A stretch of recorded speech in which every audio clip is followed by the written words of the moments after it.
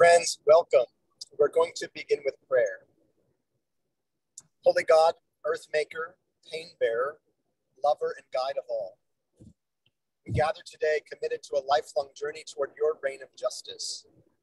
We hold before our eyes the history of your first people to dwell in this part of your earth. We are grateful for the people of the dawn. And we hold before our eyes the ways that we have mistreated and stole. So we come in confession and resolution to live differently, more like you intend and you desire. We shall not settle, O God, for low and little things, but with your guidance and mercy we shall reach for high and holy things. I need you to go, yeah. So we take away disappointments and hurt, especially the ones that have led us into the temptation of thinking that we're not able to do the things that our Lord Jesus Christ has given us to do. We hear his call, and because we are confident of his capacity to remake creation and all of us, we ask now for your grace as we respond, as we listen, and as we unite in bonds of affection and solidarity. We long to do the best we can to care as much as we can for as many as we can. And so with the psalmist we sing, right living and whole living shall embrace and kiss. Truth sprouts green from the ground, and you, O God, give goodness and beauty, and your land responds with bounty and blessing. And in all of it, right living, that is, the beauty is our way, and you are right now clearing a pathway for us to walk. So we praise you, we bless you, and we give thanks to you this day and always. Amen. Welcome.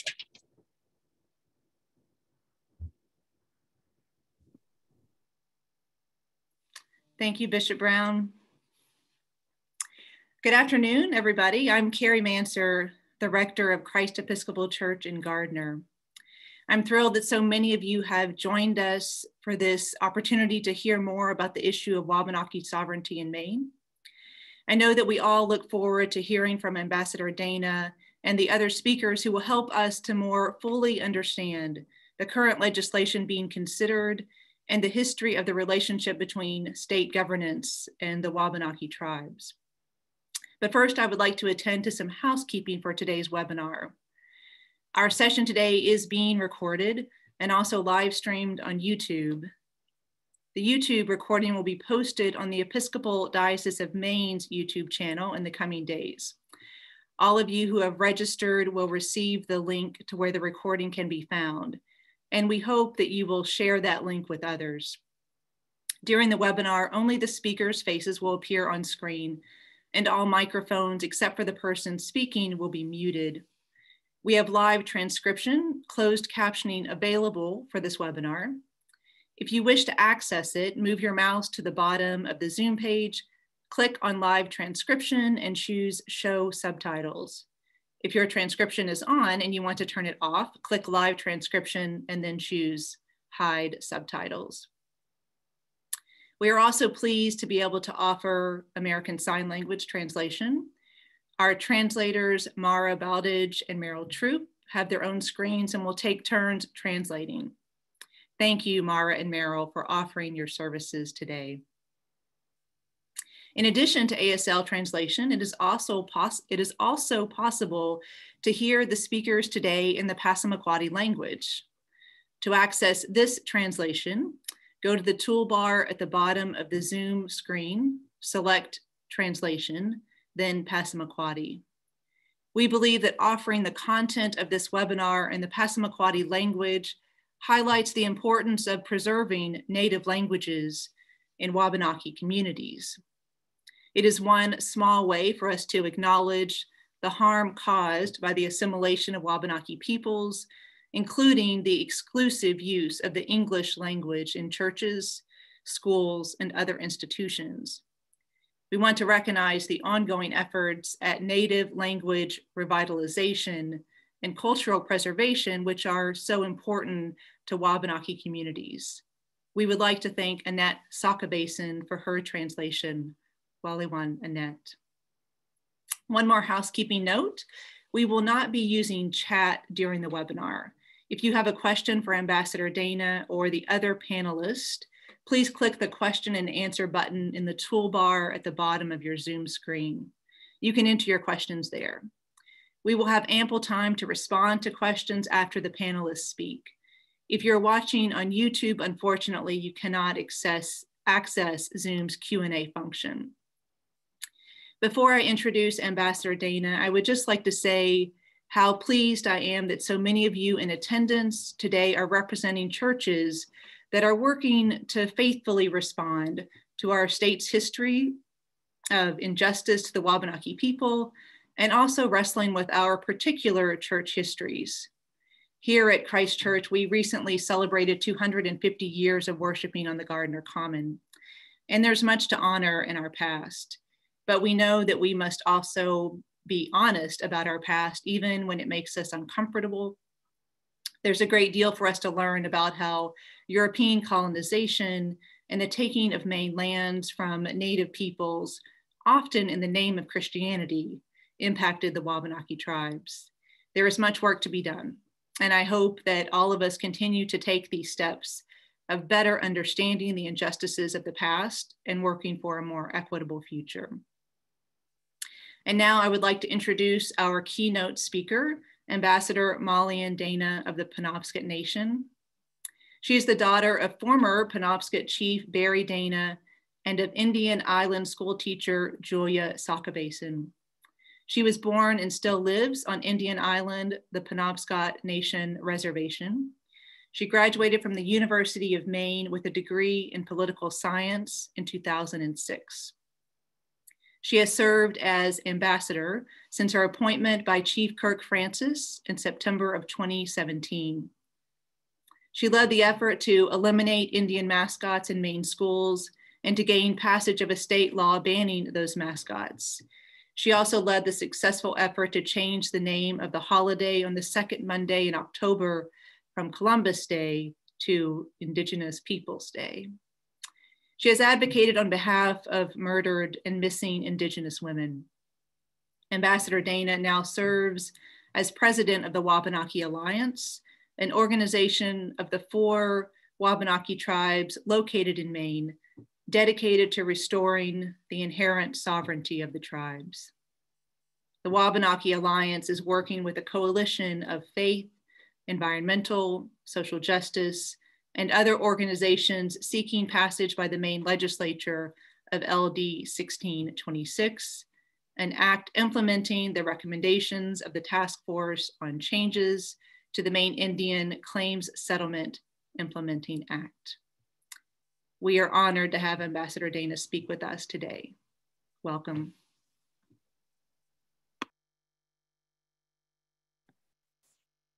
Thank you so much, Reverend, and thank you everyone on the Episcopal Committee for all your hard work making this happen. I think it's one of the most inclusive events I've been a part of over Zoom since all this Zoom world started. I love all the different interpretations going on. I will do my best to speak slowly. I can be a bit of a fast talker, so I will take my time, and form my words in a way that'll best suit the translation. And thank you so much for everyone who's contributed today. That was a really great intro, and I think sets the stage very well for this talk. I think the first thing I'd like to do today is to just thank you all. We had a bit of a historic week this week. We had, one of the largest, most collaborative efforts to amend the 1980 Maine Indian Land Claim Settlement Act through state policy and legislation come through the Judiciary Committee this week. And we had historic turnout, possibly record turnout in support. And I breezed through some of the names in attendance before we got started and see that a lot of you are current supporters, and hopefully we have a lot of future supporters. So I think what I'll do today, I'll bring you to the early 2000s and how this bug kind of bit me and how I really started to learn about tribal sovereignty and a lot of efforts facing the tribes. Then we'll go back to 1980, and then we'll fast forward to today. So I will try to do that all in a way that makes sense and really gives us chances to reflect on this work we've done together recently and thanks to the committee and the other speakers today, we'll have an opportunity to talk about how we go forward from here. So when I give these kind of longer talks, I like to kind of set the stage with how I got interested in tribal politics. And a lot of the threads through my life are very relevant to what we're going through today. So as a teenager, as it was mentioned, my father, Barry Dana, was chief of the tribe. My great aunt, Donna Loring, was representative to the legislature from the Penobscot Nation. So I got to see a few different instances where it seemed like the tribes were really losing a lot, and that sovereignty was something kind of constantly being trampled. But I also saw some good work going on in the legislature that gave me some hope around this process. And I think a combination of all of those feelings lives in me today as well. I'll start with the bad news and then get to the good stuff. So when my father was chief, there was a court case. It started with clean water standards and this push and pull between the federal government, the tribes, and the state of Maine wanting to regulate the cleanliness of our water.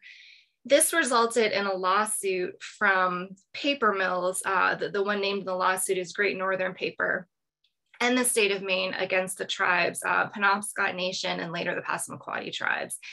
And this case boiled down to the Freedom of Information Act and what constitutes an internal tribal matter.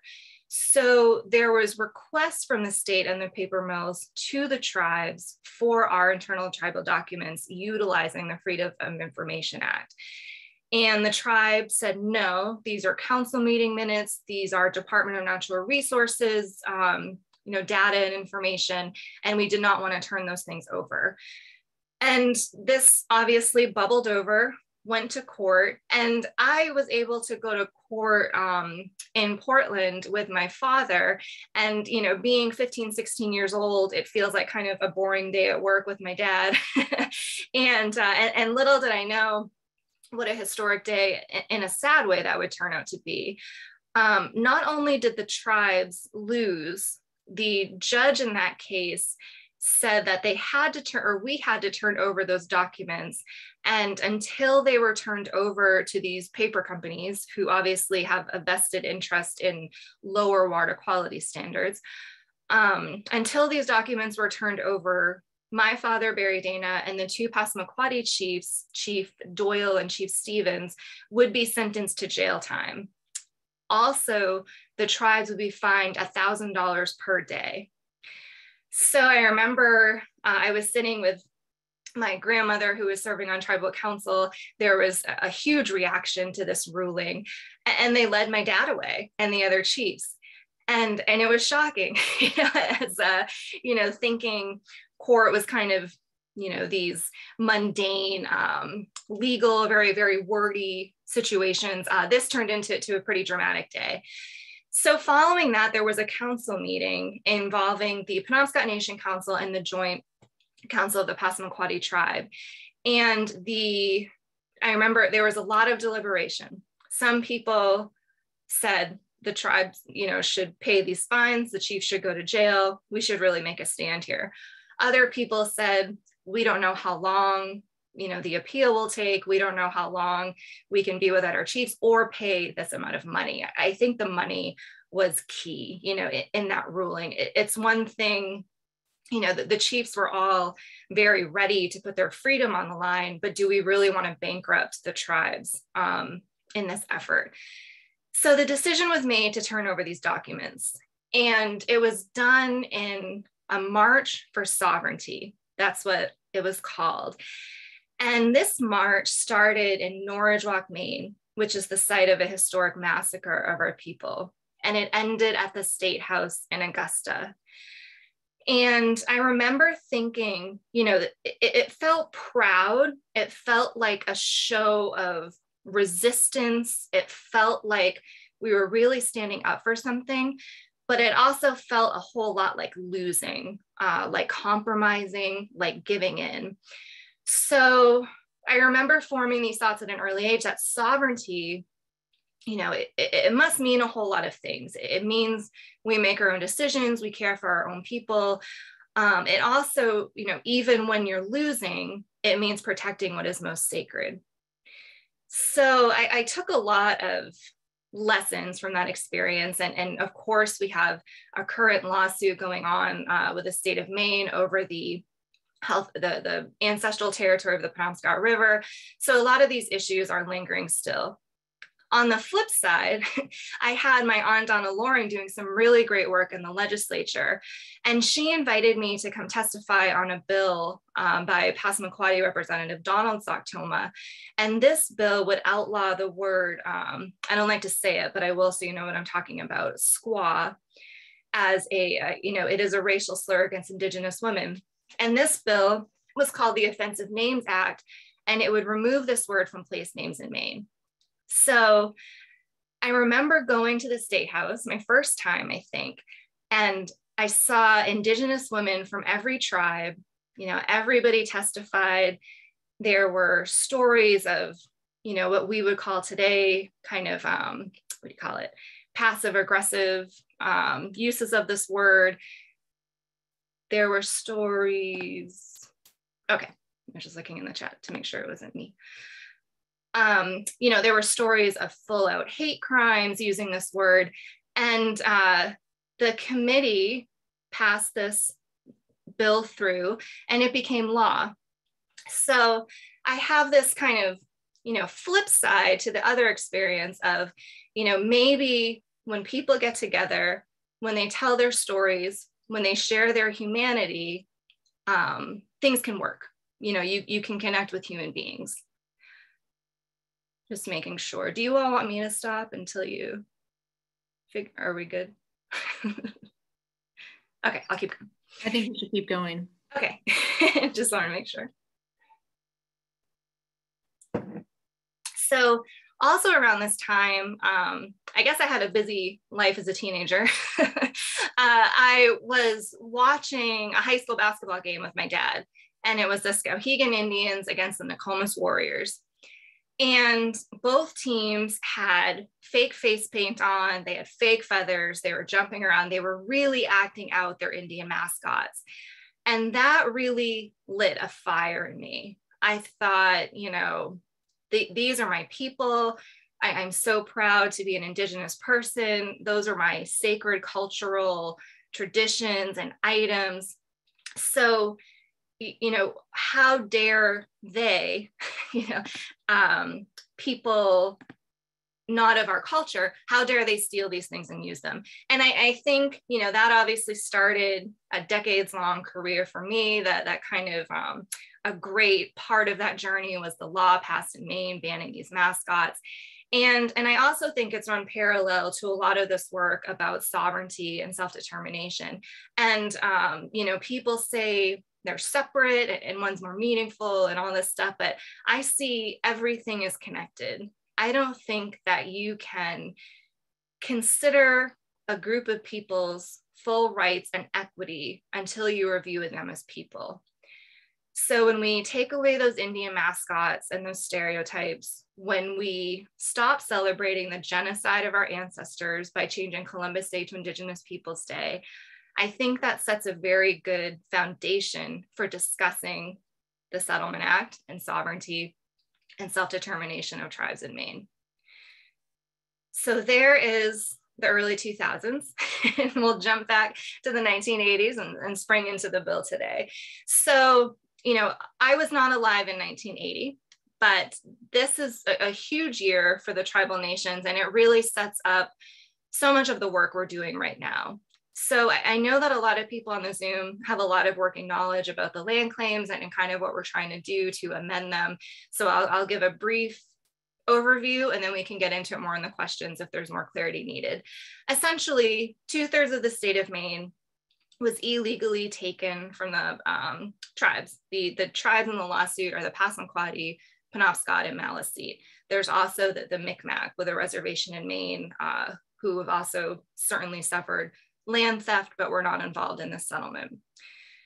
So the Passamaquoddy tribe were the first to find these treaties and bring this claim forward.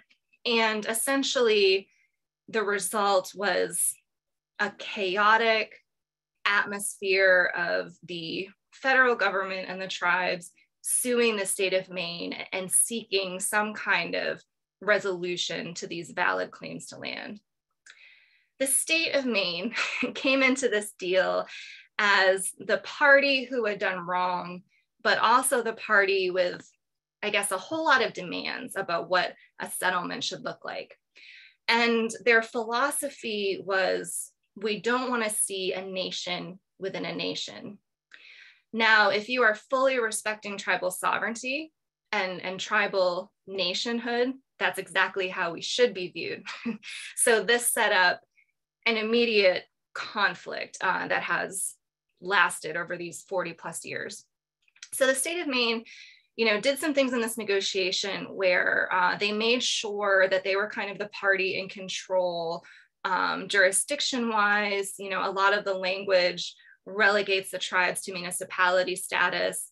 They also inserted language that would block the tribes in Maine from having access to federal legislation meant to benefit tribes. So that's been a huge hindrance to us. So, I think a lot of times these devil's advocate types will say, well, you made a deal, that's it. You agree to it, period, it's over. And to that, this is complicated. So you have these tribal nations who are living in a state of extreme poverty.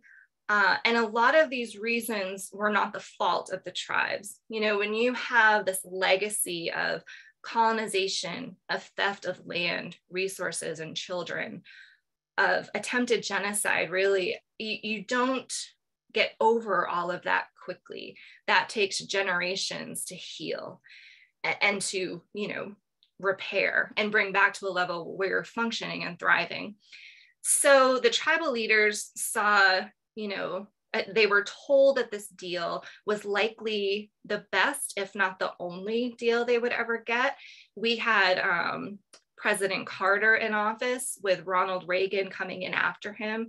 And it was, thought by everyone that Reagan was not very likely to sign a settlement like this. So there's this pressure on the tribal leaders to take this deal, to get some land back, to get some resources into the community.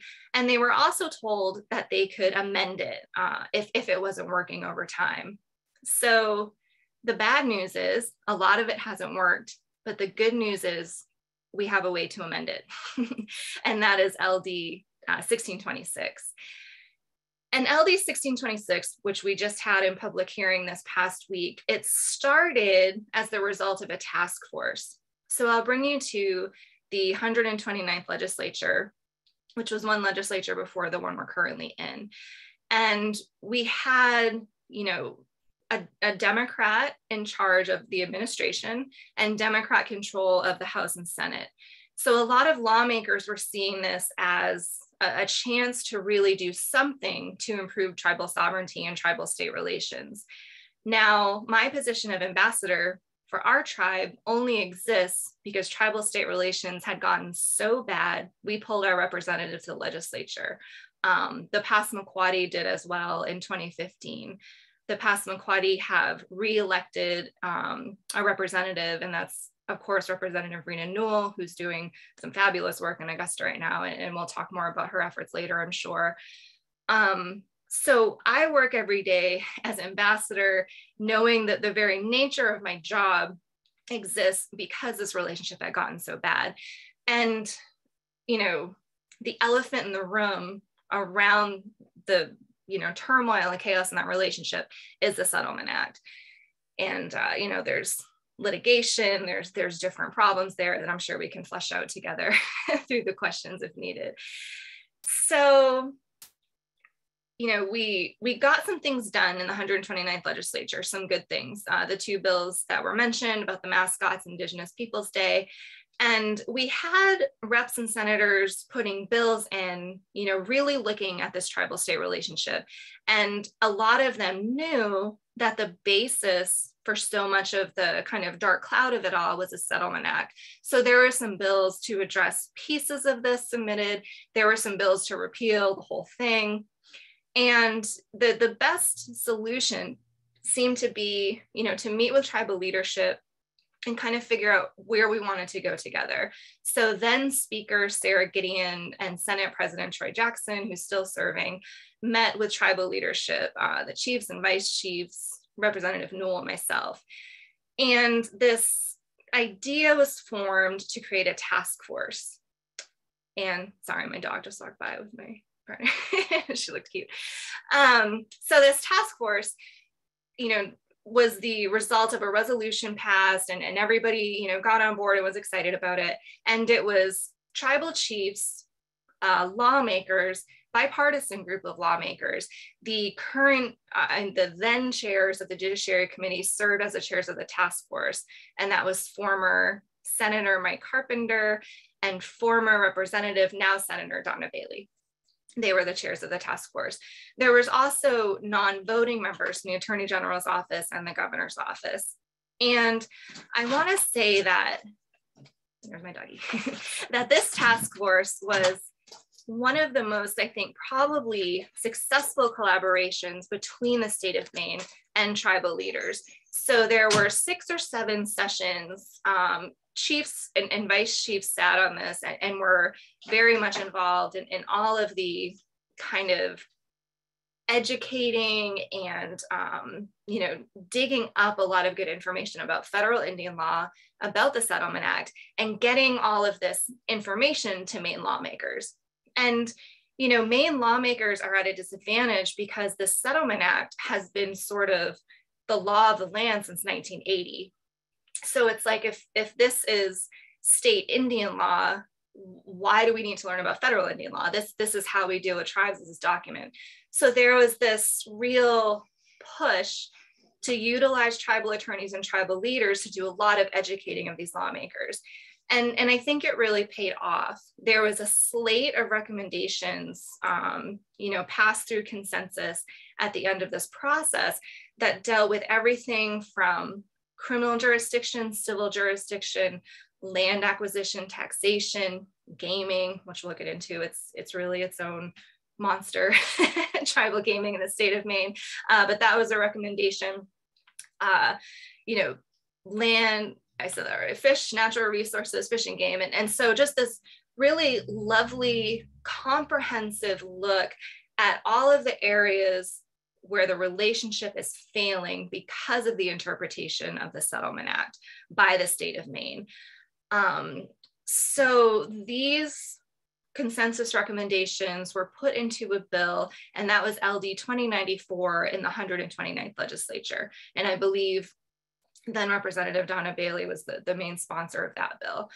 So 2094 had a lot of great momentum, and it died with the COVID pandemic. We got votes out of the Judiciary Committee. There were 2 days of public hearings in Augusta.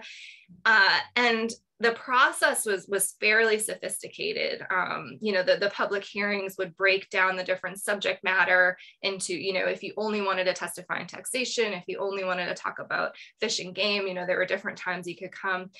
And another important piece of 2094 and later this bill now was access to those federal beneficial acts. So that's included as well in this large bill. So with the end of the 129th, kind of abruptly due to the pandemic, we regrouped and reformed this bill into 1626 with a couple of changes. So one change is a happy change. One of the recommendations of the task force was to implement Violence Against Women Act jurisdiction for the tribes in Maine and the tribal courts. So currently that's Penobscot and Passamaquoddy. We were able to take that out or kind of run it parallel in that former session as LD 766. And after a lot of negotiation with the governor's office and in the Judiciary Committee, we were able to pass that bill into law. So currently, Penobscot and Passamaquoddy are able to implement VAWA jurisdiction in our communities. And this was a good example of one of those federal laws that was really causing hardship not being able to have access to it. So Violence Against Women Act jurisdiction has to do with if we have a domestic violence crime on tribal territory and the perpetrator is not a tribal member, we could not bring them into tribal court. And that set up a lot of heartache and trauma, injustice, and just made these cases a whole lot harder to ever kind of get resolved for the victims. So thankfully that was passed, and that's not part of the current bill because we've accomplished that in state statute. Also, good news that the federal version of Violence Against Women Act currently may be working its way through the Senate, hopefully, does have the Maine tribes named in it. So even if we weren't able to do that state statute, we would hopefully get a federal remedy at some point. And that is a provision of that settlement act as well. If we are able to get specifically named in these acts, we can have access to them, but that's been very, very hard to do. And I think out of 151 acts, I'm not completely sure, but VAWA might be among the first that we were able to do that on. So where was I? Another change, we took out the gaming recommendation and ran it as its own bill. And that was also a story that I'll get into after I finish up on 1626, because it has good ties to how we're going to wrap up this discussion. So 1626 as it stands, it is a large bill. It's sponsored by Assistant Majority Leader, Representative Rachel Talbot Ross. And I can't say enough the fierce determination and power and just inspirational everything that Rachel Talbot Ross exhibits in all areas of her work. And we are so lucky to have her in this fight with us.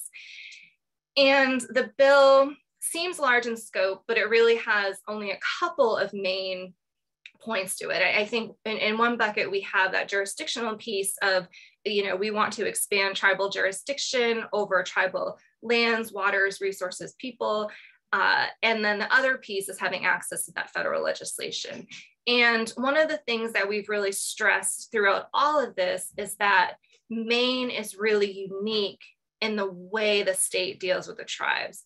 So in other states, every other state, the tribes have a relationship with the federal government that supersedes anything to do with the state.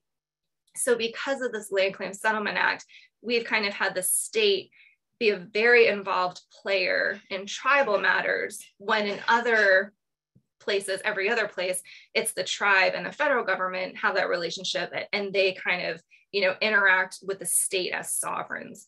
So in Maine, it's more of an interaction of, that the state acts very paternalistic and sees tribes as wards of the state. So in both of those areas of the bill, that's the mindset that we're trying to kind of overcome. And that's been tough. I think that's one of the sticking points for folks on this. It's, they see if it's not broke, don't fix it. And the tribes have really had to come to the table and say, it is broken and we need to fix it together. So that's been one of our main messages. I've been talking a whole lot this week, so thank you for bearing with my scratchy voice. So 1626, we had the hearing this past week, and I think, it's no secret we have some opposition from the governor's office to the large bill 1626, and that can feel frustrating. It can feel like, if we're looking at opposition from kind of the ultimate person in charge, why are we working so hard? And, those feelings can really, make you wrestle with yourself and try to find that hope. And I think after the hearing this past week, it was easy to find a lot of hope. I think, no matter how this all unfolds, seeing the support we had from so many corners of Maine, we started this Wabanaki Alliance Coalition as religious groups, faith groups, and you've all been amazing and a huge part of our journey, and environmental organization. And we've grown it, thanks to so many of you and so many people in our weekly calls and on the Wabanaki Alliance website. we've grown it to people that we probably don't even know and have never met. They're sending in testimony and they're really caring about these issues. And, last week, Chief Maggie Dana from the Sabayak Passamaquoddy tribe, she was thanking supporters and said, you guys don't have to do this for us. And I think that's such a good thing to remember, that so much of, the work of good allyship and the work of good policy making and the work of good in general, it's done kind of beyond the borders of yourselves, of your own families, of your own communities, your own churches. And I think that's where real change, real momentum, and real progress happens as a society. And even though none of that work, you may not be at the center of it, when you're advancing everyone for the common good, that all comes back to you in time. And that's the feeling I took from Tuesday. It was a lot of the same messaging spoken by so many different voices. And I think that there's so much power in that. You can hear 50 tribal members say, the Settlement Act's horrible and we don't like it and it hasn't worked and we want to change it. We want fairness, we want equity, we want an equal seat at the table. When you hear that accompanied by people from rural Maine, from southern Maine, from northern Maine, from all these different corners of our state together, it presents such a powerful and unified voice. And I really can't say enough how thankful we are. So in this fuzzy time between the public hearing and the work session and the further legislative process, I think it's okay to stop and reflect on the, the goodness that's brought us to this point. And at the end of the day, I don't know what tribal state relations will look like should this effort not succeed, but I know that we've made a real mark in history around all of these issues. And I'll talk for a few more minutes about the gaming bill. And then I'll pause. I think that works out time-wise. So I think the gaming bill is important to talk about as we look to kind of what happens next. So we took the tribal gaming recommendation out of the larger omnibus bill. And we did this for strategy reasons. And, it did go to a different committee at first. And, it's just, like I said, it's kind of its own thing. So the task force recommendation was based on the idea that the Indian Gaming Regulatory Act should apply to tribes in Maine. So IGRA, as it's called, I think a lot of times people think it's this like blanket authorization, like, here's a magic wand, all you tribes can build casinos type thing, but it's actually a restrictive act. It came about because tribes were having access to gaming and building casinos, and then there was conflict with their states. So what IGRA does is it allows tribes to negotiate compacts around gaming with the state and pursue, any class of gaming. There's class 1, 2, 3 of gaming, and then 3 is like your casino, slot machine, table game type things.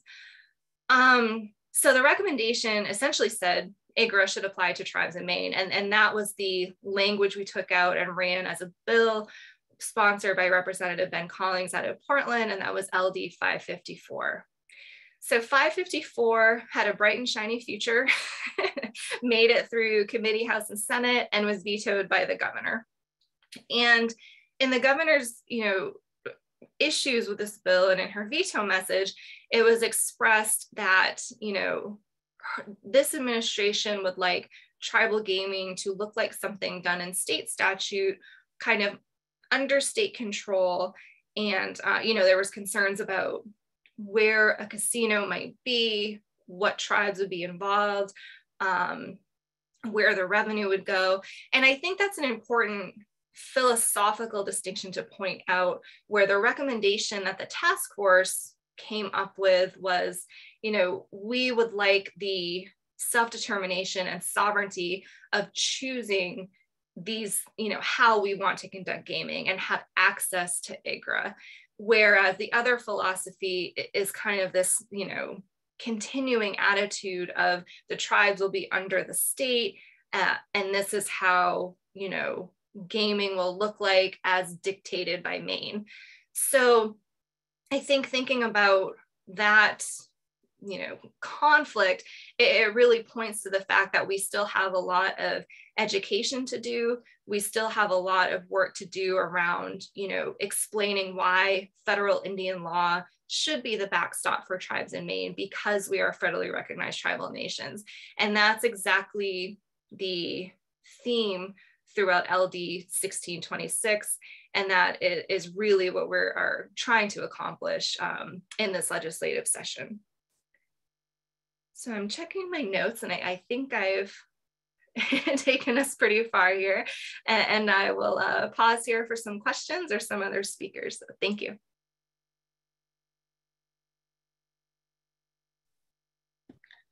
Thank you, Ambassador Dana.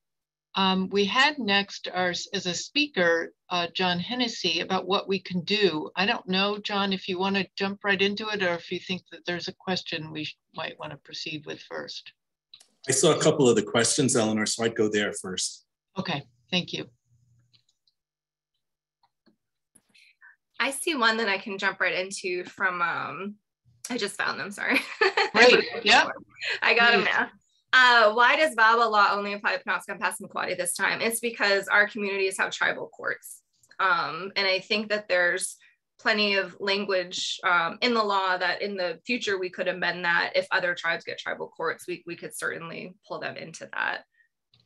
And I believe there's a question about the Maine Indian Tribal State Commission. Yes. So the Maine Indian Tribal State Commission, that's a great question. This was created by the Land Claims Settlement Act. And the idea is it's a conflict resolution body. So it has representatives from the tribes, representatives from the state. And, it hasn't worked all that well, in the sense where, they have done numerous sessions and studies of the Settlement Act. There was a report from Suffolk University. There were tribal state work groups, and MITSIC has, to its credit, worked very hard over the years to make recommended changes and to kind of, do its job and resolve these conflicts. And I truly don't think the state has supported it or really given it enough credence. So it hasn't been successful in actually implementing anything, but the folks that have served on MITSIC, it's not for lack of trying. I think everyone tried very hard, and this Settlement Act has been studied numerous times. And I think that's why, if this effort doesn't work, it might be challenging to get buy-in from our communities that we should keep going back and trying to keep working with the state. So that's a really good question. And then the $1 million question, what are the governor's objections to this bill and why? And I wish I could give a very specific answer, but the governor hasn't been all that specific. It's that the bill is too broad, it's too sweeping, it's, there's fears that if this bill went through, the state couldn't change it in the future because it would need to go through a federal process. So there's, I can't speak for the governor, and I'm not kind of inside her mind on this, but I do think there's a fear of losing control, and that, Maine might somehow lose out if the tribes have this increased jurisdiction. So how we have countered a lot of those fears is pointing to all the other tribes in the country that are living under conditions like we're trying to create in 1626, and the sky hasn't fallen, and the tribes haven't taken over the state and stolen all the land back like some of the rumors that we hear. So I think it's easy enough to dispel a lot of these fears, and I certainly hope that the governor listens with her heart to the thousands of Mainers speaking out on behalf of the tribes. Thank you. I'm going to let John, go ahead before then we proceed with more questions. Okay, great. John Hennessy. We'll give Ambassador a break to say. Exactly, yeah. Well, I want to pick up on the remarkable week of public hearings on not only 1626, but several other bills related to the tribes.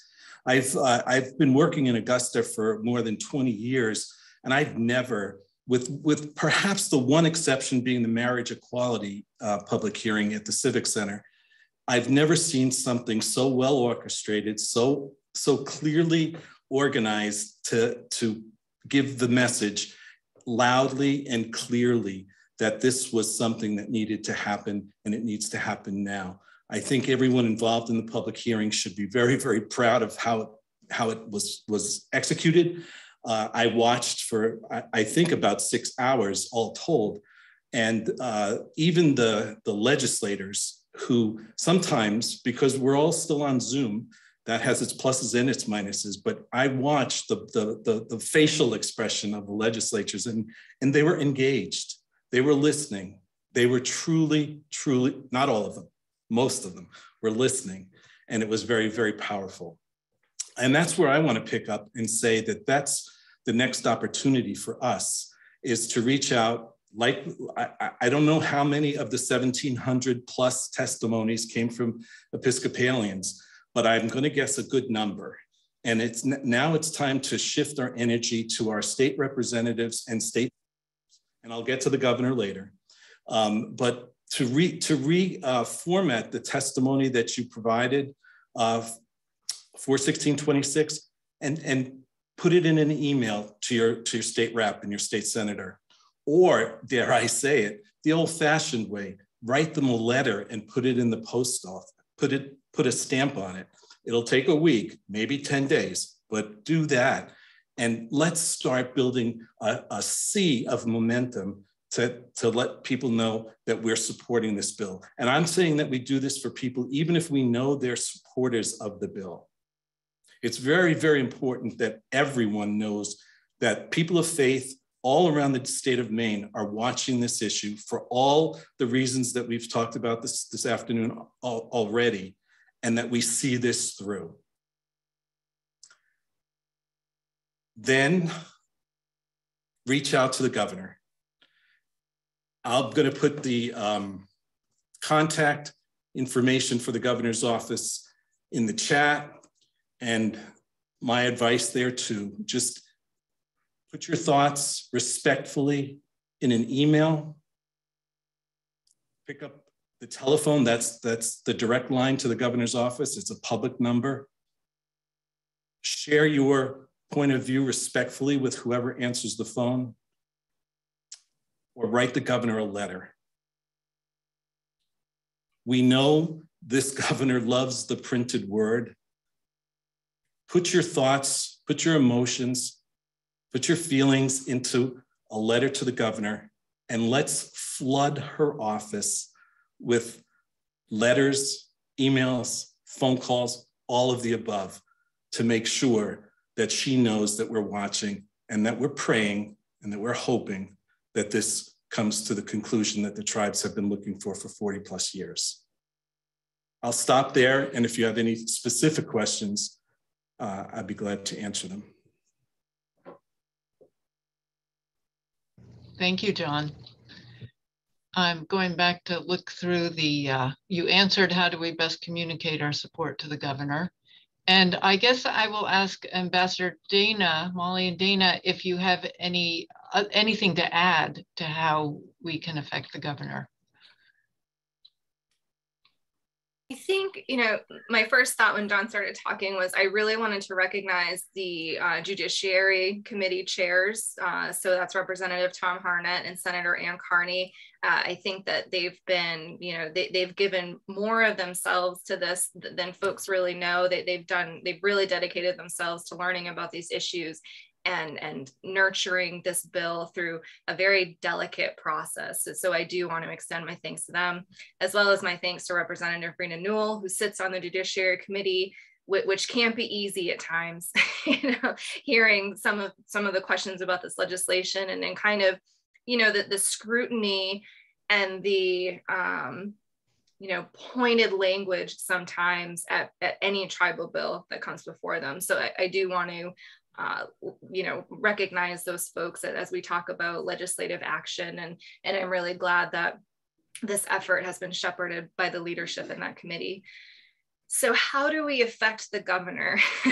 I find that the governor is very strong in her views that she really cares about Maine. And I think that might be a place where we can talk about, rural Maine and these areas that would also benefit from 1626. And I think that, talking about how the tribes employ folks in surrounding communities, and that some of these provisions, would definitely lift up everyone. I serve on the Maine Climate Council. I was appointed by the governor to the Maine Climate Council. And part of my work there is co-chairing a subcommittee on equity. And we released our first report. And a big part of that report is talking about, we have this great, bold climate action plan, which I really do like. I think it came out wonderful. And that those goals will not be met if we're not bringing everyone along. So I think a good message to send about 1626 is that you can have all these grand plans for the state of Maine and you can protect the interests of Maine, but if you're not looking out for some of the most marginalized and oppressed populations in your state, you will not meet those goals. You will not progress as a whole society. So I think it's bigger than control or jurisdiction over tribes and tribal lands. I think it really needs to, encompass this larger discussion of, are you really holding space for all citizens in Maine? And I think that's a good message to send to the governor. Thank you. Yes, that sounds right. And in addition, I see a question about what's the best way, or I'm sorry, to turn the governor around. I just want to remind people or let them know that there are a lot of resources at the Wabanaki Alliance website, and there's a Take Action tab that gives you a lot of information for talking points and whom to contact.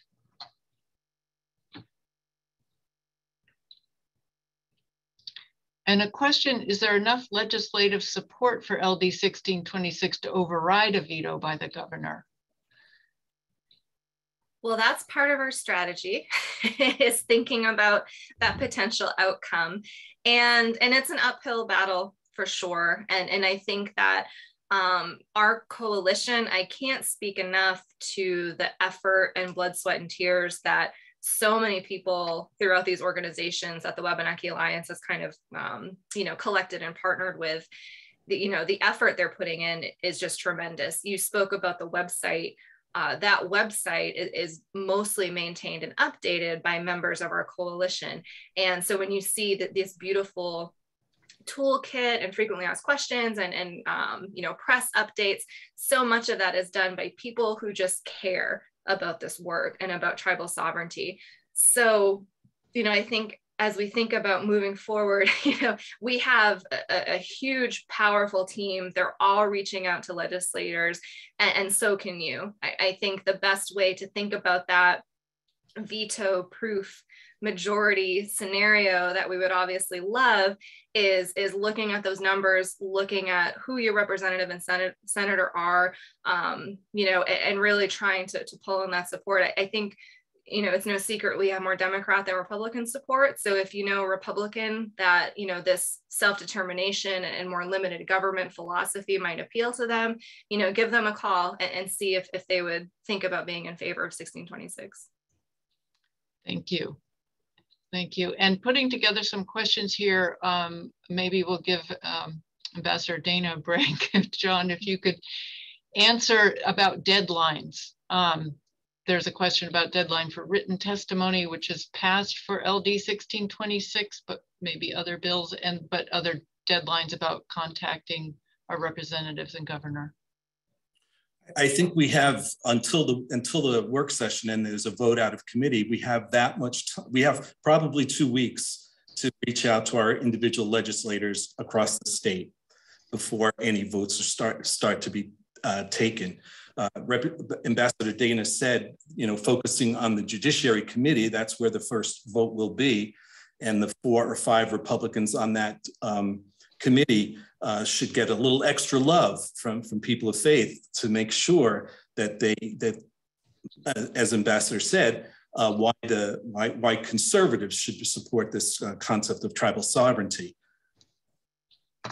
Once it goes through the Judiciary Committee, then it will go to the floor of the House. And the legislature is supposed to adjourn by the 20th of April, give or take.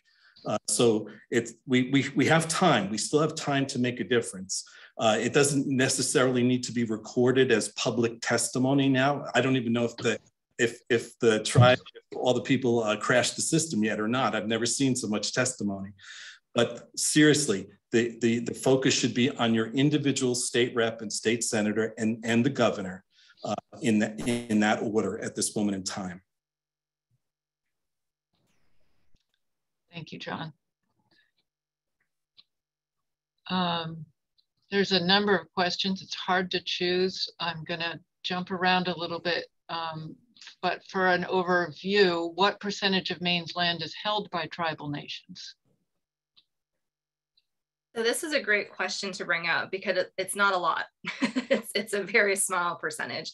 And this is important to talk about as well, because the part of the Settlement Act in 1980, it's important to understand that the state of Maine gave no money in this Settlement Act. They were very clear that they did not want to spend a dime to give anything back to tribes.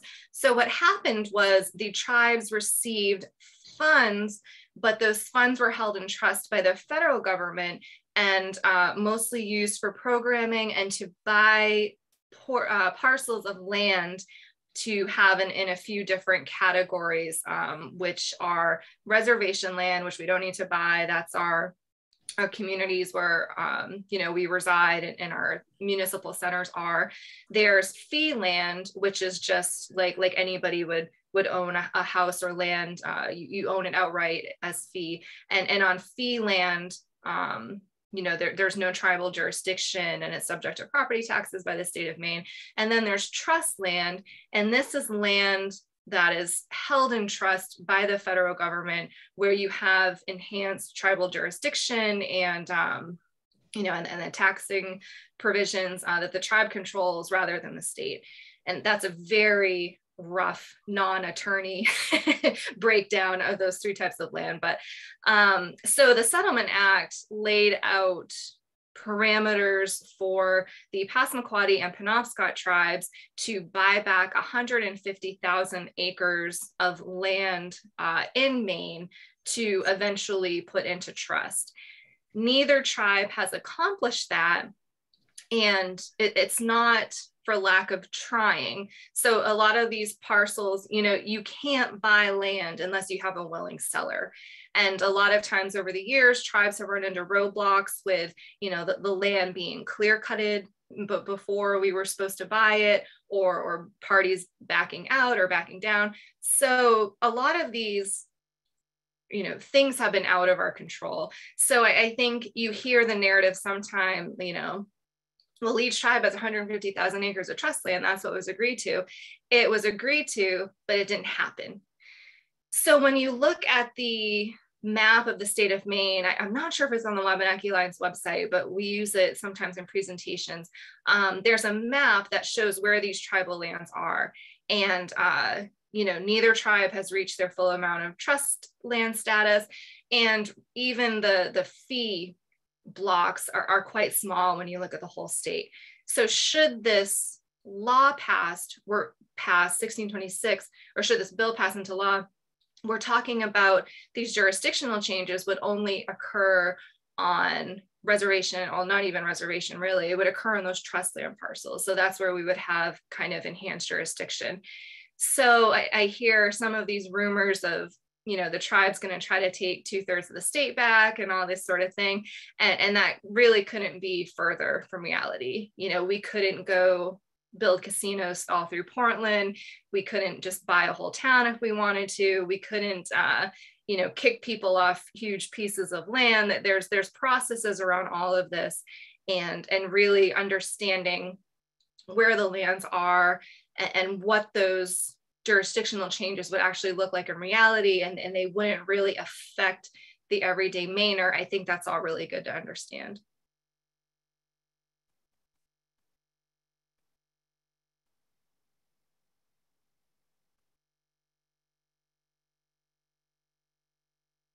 Oh, you're muted. Thank you. Thank you. I'm looking at the question by June and Royce Moot at 257 and wondering if this answered everything. We've heard the objection that tribes would be able to buy back land anywhere. If so, how would they, if not true, how would tribes buy back land in Maine? Their remaining 110,000 acres approved by the 300,000 in the 1980 Act. All right, I just found it as well, and that's a meaty question, so I'm giving another read. So the short answer is none of that is anything to be afraid of. There are guidelines for where the tribes can buy land. We certainly couldn't go, you know, buy the town of Orono or Brunswick. You know, there's parameters around, you know, where and what these deals would look like. And if not true, how? Yeah, and I think, you know, something else I should mention is in the last session, one of the bills that we did get through into law is a bill that, so in the Settlement Act, it sets timelines for how long the tribes have to put land into trust to reach that full amount of trust land. And since we haven't done it, there was a bill put in to extend that time limit. And Representative Rena Newell introduced a committee amendment, basically doing away with those time restrictions.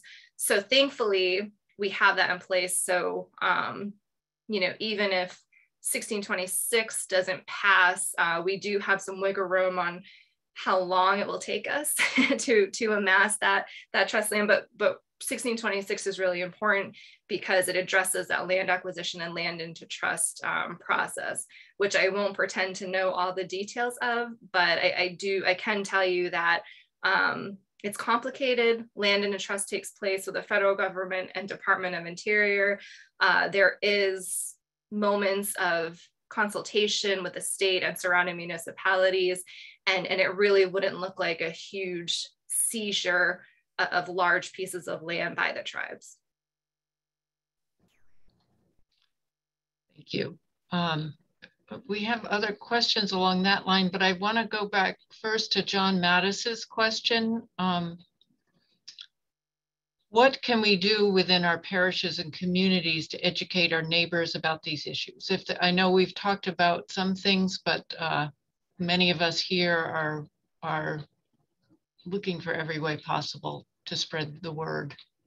So if there are other things to mention, I'm not sure that there are at this point.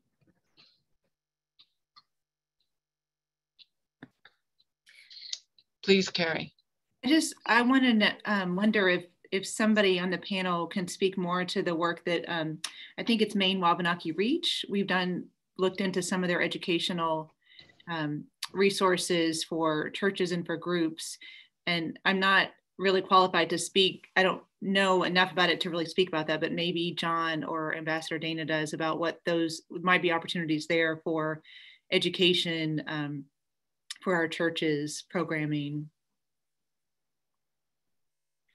Yeah, I would absolutely recommend Wabanaki Reach for your churches and different groups in your community. They do trainings around, you know, really breaking down a lot of that defensiveness that comes around these topics. And they do so in a way, you know, recognizing the humanity of all, but also the reality of all, you know, looking at the intergenerational trauma of Wabanaki people, also the triumphs and the resilience, and really inviting others into that story without, you know, worrying about feeling guilty or defensive because it's just presented as fact, and like, you know, how do we go forward together? So I would certainly, you know, that's a different kind of silo than I work in on policy and all of that. But I think Wabanaki Reach does a good job at talking to that shared humanity and that human spirit,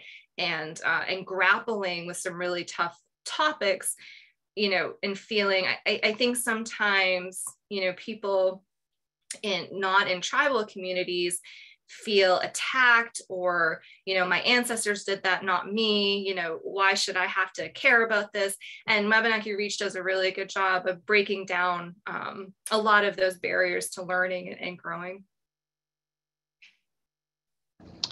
Thank you. And there's a message in our chat as well from John Diefenbacher-Kroll. The Episcopal Committee on Indian Relations is a resource to any parish in the diocese, including providing guest preachers. So we have an Episcopal resource for those of us here who are Episcopalians. I am thinking there's at least one question about the gaming, maybe a little bit more explanation about how that would work, or what would that look like? What would tribes be able to do? And I'm trying to find that question. I read it a little while ago.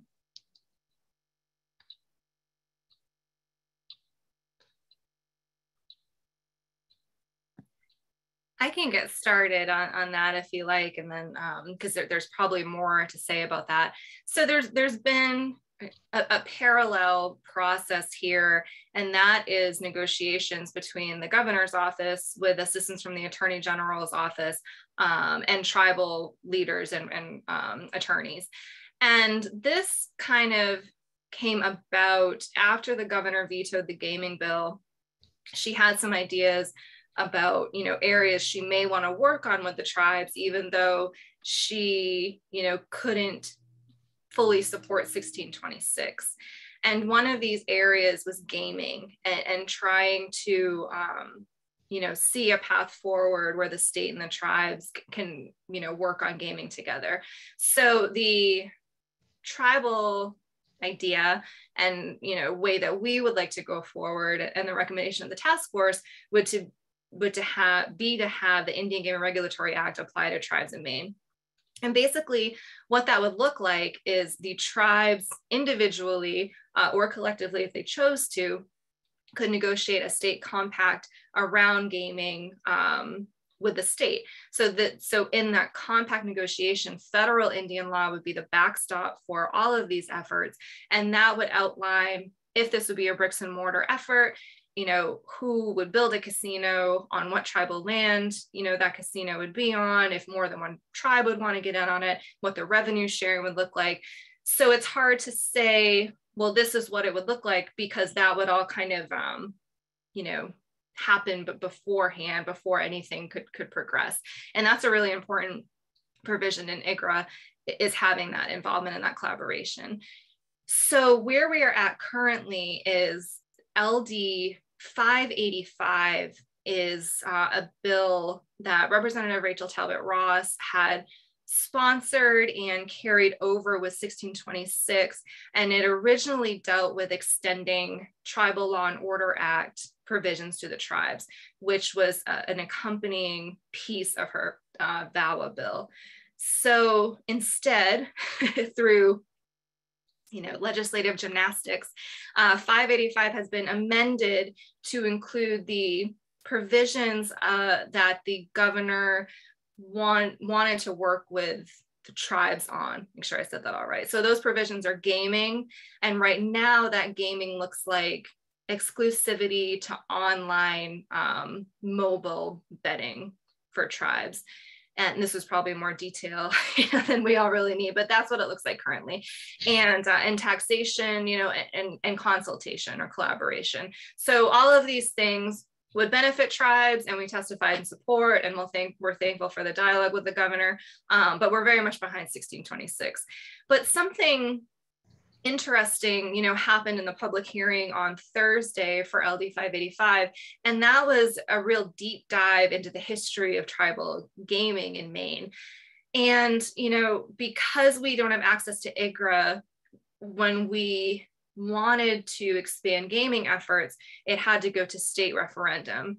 And as many of you are probably aware, every state referendum we've tried to pursue has failed quite miserably.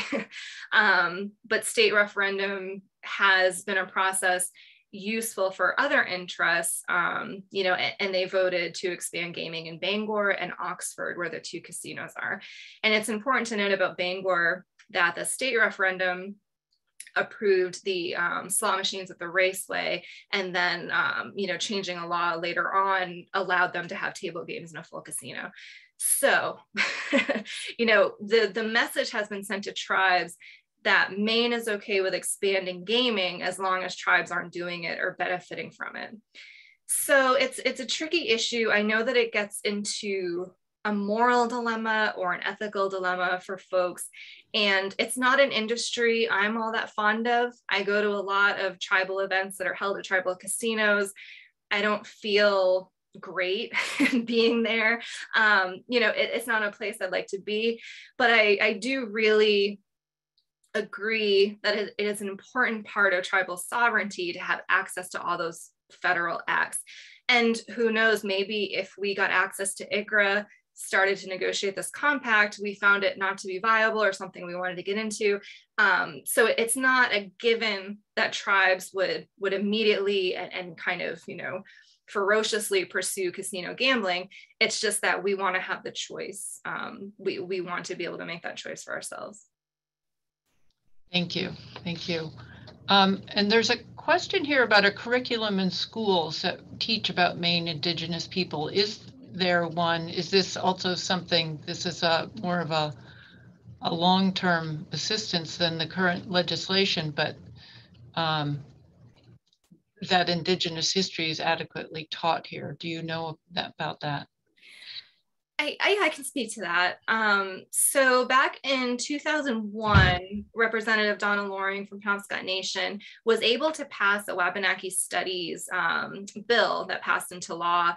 And this essentially, is on the books as requiring the teaching of Wabanaki Studies in Maine public schools.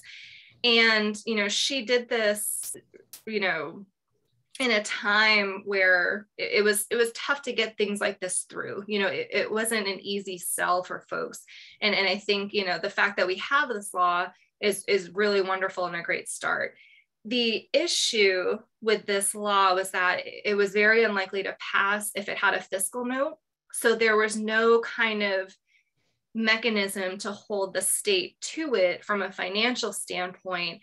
And, and due to that, and I think a general, apathy combined with teachers already being overwhelmed and school districts not knowing how to implement these things, all this has combined over the past, 20 years or so to, a situation where this law hasn't lived up to its full potential.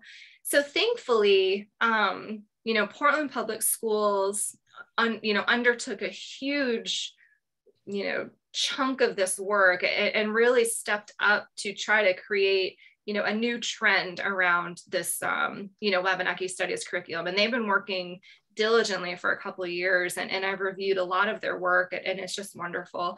And I should say that Penobscot Nation, in the early 2000s probably created curriculum, as have the other tribes, I believe, and they've done kind of teach the teacher trainings, and the resources are definitely out there. So I would love to see, more of a partnership around this and getting this great information to schools, because it certainly makes all of our jobs easier, when Mainers are educated and aware. And I think I saw a question in the Q&A about, how many tribes are there in Maine and where are they? So really, basic things like that. And I can answer that now. That would be helpful. Really basic things like that could be taught in public schools. So there are 4 federally recognized tribal nations in Maine in 5 communities. The Penobscot Nation, where I live, is centrally located. We're kind of near Bangor. The Passamaquoddy is the largest tribe. And they have 2 reservation communities, one at Sabayek or Pleasant Point, and the other at Madakmiguk or Indian Township, and they're over in Washington County. Then we have the Holton Band of Maliseet Indians in Holton, and then the Aroostook Band of Micmac Indians. So, and when I say federally recognized tribe, that means that the tribes have met membership criteria and genealogy and sort of, there's a checklist from the federal government that we've met, and that's, we should have a nice, robust relationship with the federal government because of that, but that's been really undermined by the Settlement Act. Thank you. And are there other tribes that aren't federally recognized that exist? Yeah. There are Wabanaki folks that, this is their ancestral homeland as well. They were displaced, but they still live here. They don't have a recognized community in Maine, but they do in Canada. And, at one point in Maine, there were upwards of 20 distinct tribal nations, and due to, colonization and, encroachment on our lands and infliction of diseases and genocide, this is what we have left. Thank you.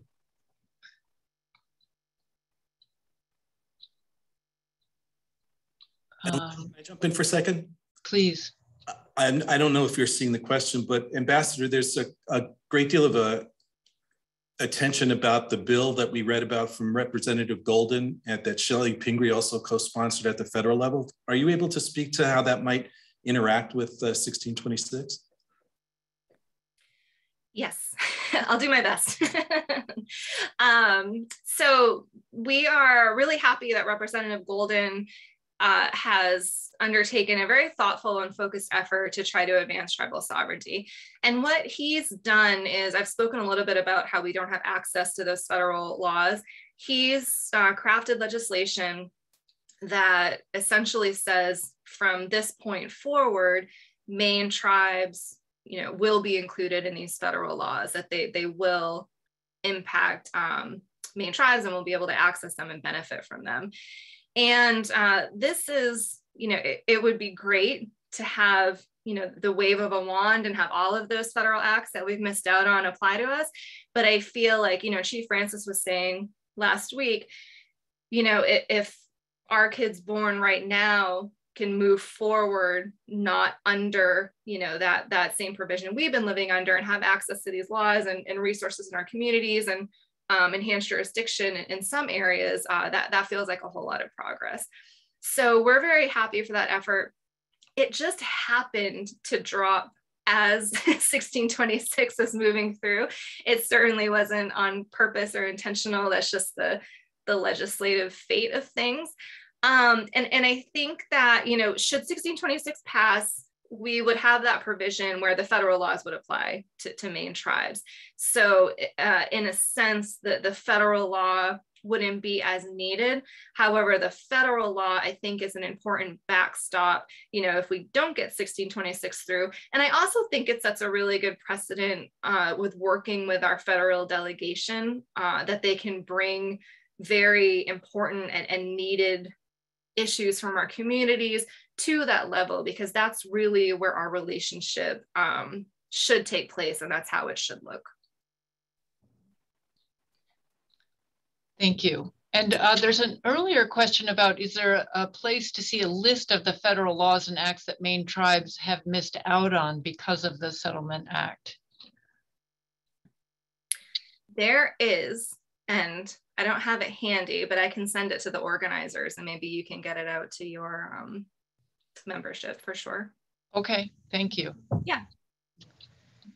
And I have noticed in the chat a point, there's probably more points. I haven't been able to read it all, but that bears holding up from Ormond Morton, that to have, he said, our people, I'm going to assume that's tribal people elected to positions in the legislature, which I think is just worth stating, that our work goes on after this, after LD 1626, as we move forward.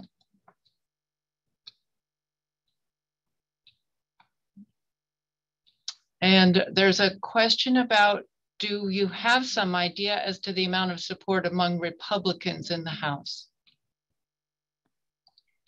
So we do have a Republican co-sponsor of 1626, and there is some support. I think it's not overwhelming, but we've definitely made some connections with a few Republicans in the House and Senate that agree that tribes should have this level of self-determination and also can see the benefits for rural Maine communities.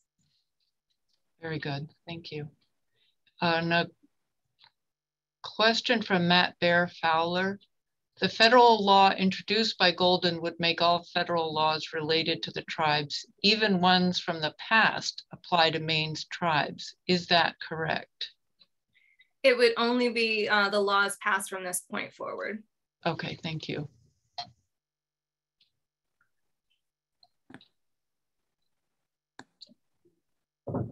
And I have a message that the Q&A provision is not able to be accessed.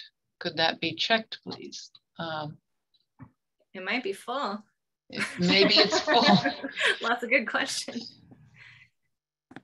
Is there anything else that you would want us to know, Ambassador Dana, that's come up for you during this time of questions and answers and talking and reflecting? I saw another, I think it was in the chat, not the Q&A. Could you possibly speak about the Upstander project and their Dawnland and Bounty teachers guides? And that's a really great point that goes along with that educational piece. So the Upstander project are the filmmakers and educational folks that made the documentary Dawnland. And I'm sure a lot of people in this group have seen that.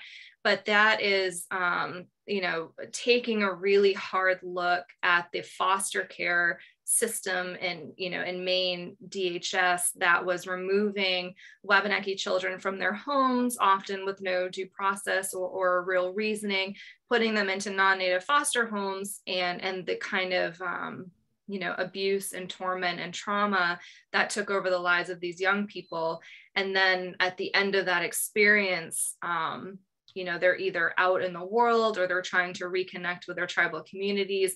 And it just really, the documentary does a great job of kind of weaving in some of the federal boarding school stories. I know that over the past couple of years, that's really come to light, where we find unmarked graves of children at these residential schools in Canada and the United States.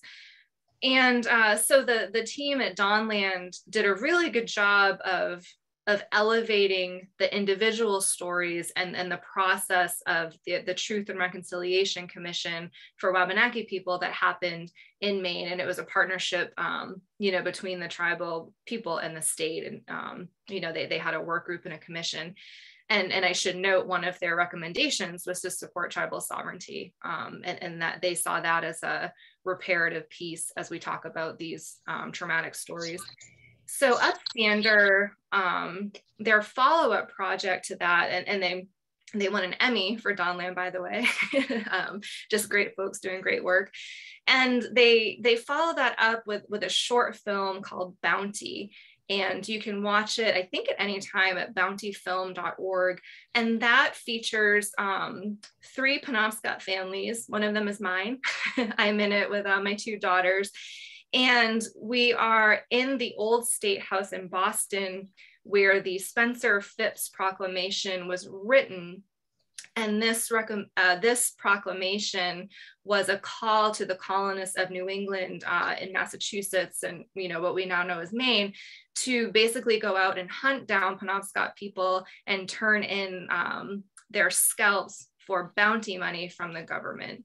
So we sat in this room and read the proclamation with our children, talked about the feelings around that and the history, and kind of how we have persevered and moved forward.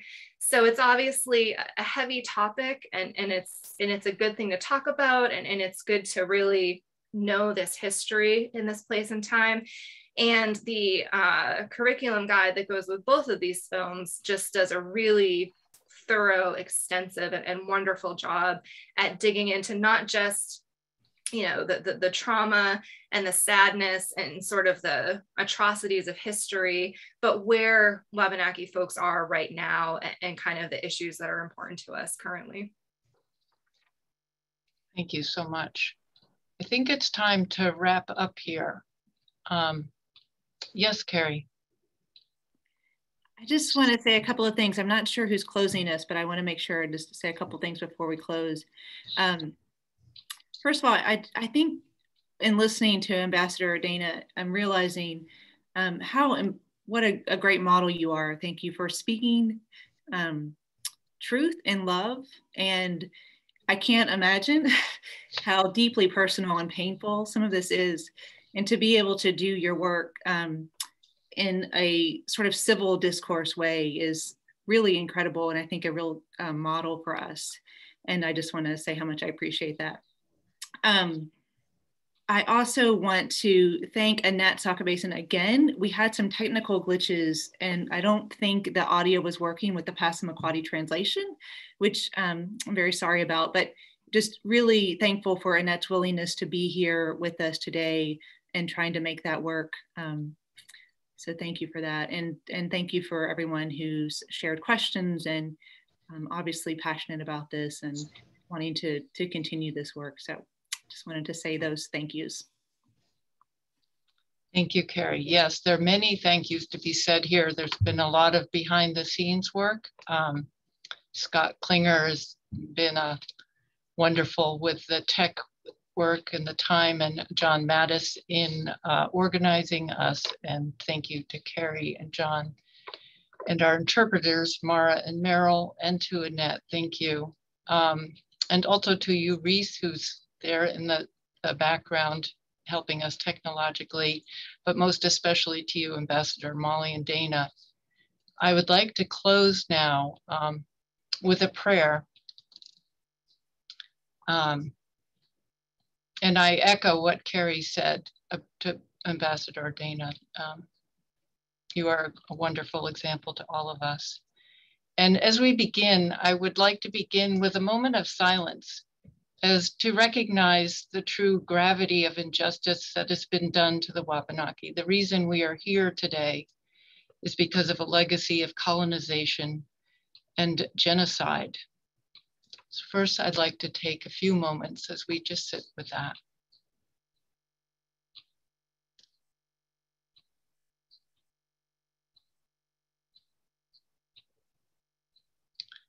And now I pray, Most Holy One, we are eternally grateful for your presence in our lives, in this community, for your love, and for your inspiration to serve you by working for justice for all.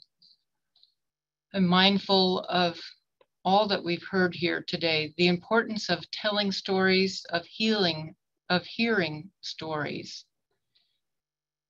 All this is a great reminder that we are called to honor the human dignity of every single person. And the reminder that everything is connected, our lives each with one another and with this planet. We came together today to create action, and in so doing, we also find hope. Let us act on that hope. Let us be allies.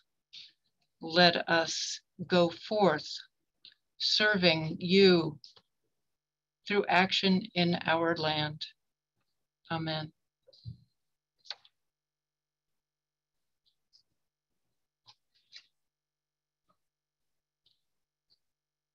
Thank you, everyone, for being with us today.